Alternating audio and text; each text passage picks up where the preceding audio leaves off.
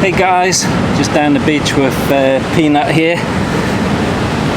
My wife took a liking to my beta knife, which was the Fin Wolf from Cold Steel. So I've lost that. She took it. She borrowed it and she didn't want to give it back because it's nice and slim and fits in a pocket real easy. So I had to get something else, and I come across a nice knife made in New Zealand by a guy called B.W. Baker, that's his name, and his company's called SVORD Knives, and I got the peasant knife. It's an old design that he copied it from a 400-year-old design. I actually think the design's older than that, but what he copied it off was between 300 and 400 years old, from Bavaria or somewhere like that. But anyway, here it is. Yeah, it's bright orange, and they come in a whole array of colours. I'll put a picture down below of all the colours. It's reminiscent of the old cutthroat razor, and they come in different types of handles. I've gone for the polypropylene, the plastic handle, because they come in some crazy colours, and if I lose it, if it drops out my pocket, I'm going to see this thing, more than likely. And it's tough as hell. There's nothing to these. The steel is a L7 Swedish steel. It's a high carbon steel. It's a really good steel, and you don't see it around too much because it's not available in huge quantities that the big knife makers would need. So this guy, Mr. Baker in New Zealand, is using it.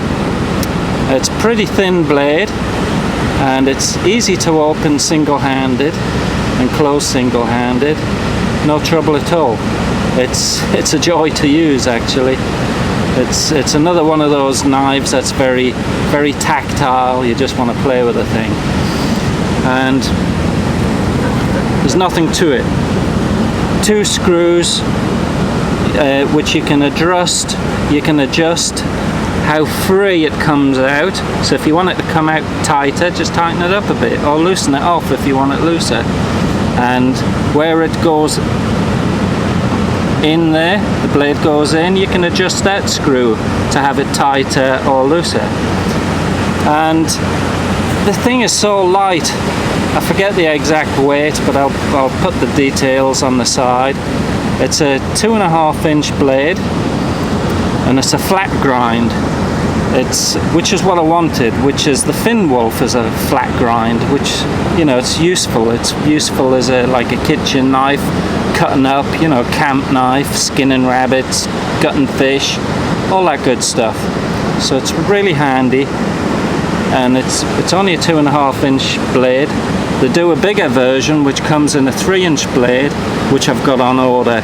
Since getting this, I've gone for the bigger one too, but I think I'll be carrying this because it's so easy to carry. It's not my main knife.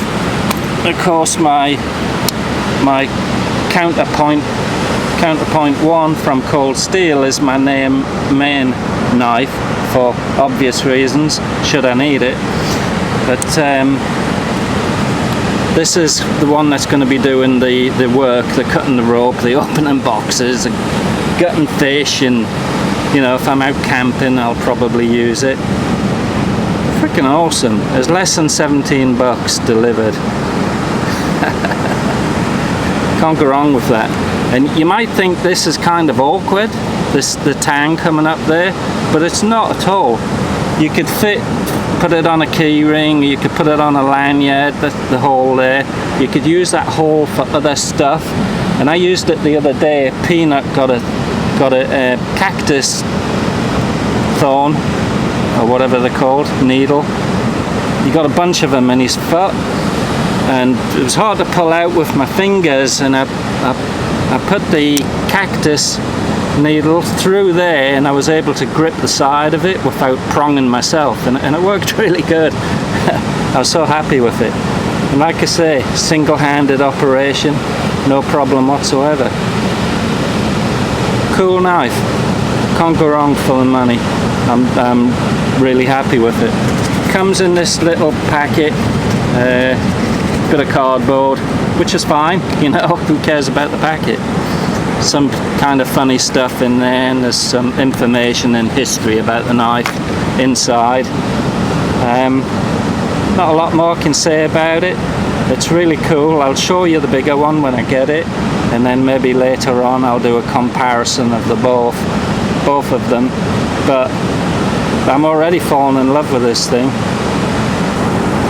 Yeah, so if you're a knife guy or lady, and you know, this is might interest you, there's a link in description, which will take you to the best price that I found. I mean, it's less than 17 bucks. This thing is made in New Zealand, not China. And you know, the Kiwis are pretty nice people, so you know, and it's made by a guy's business and making these things. He makes different types of knives, but this one is probably his best seller. The peasant knife, that's what it's called, a peasant knife. Awesome. Thanks for watching my videos. Catch you later, guys.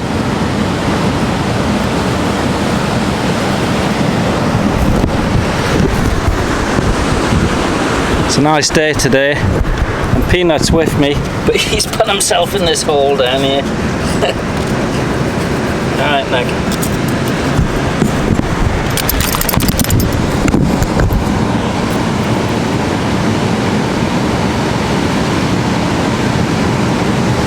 Yeah, it came pretty sharp. I found a bit of driftwood, you know, just work knife. Oh yeah, it doesn't lock.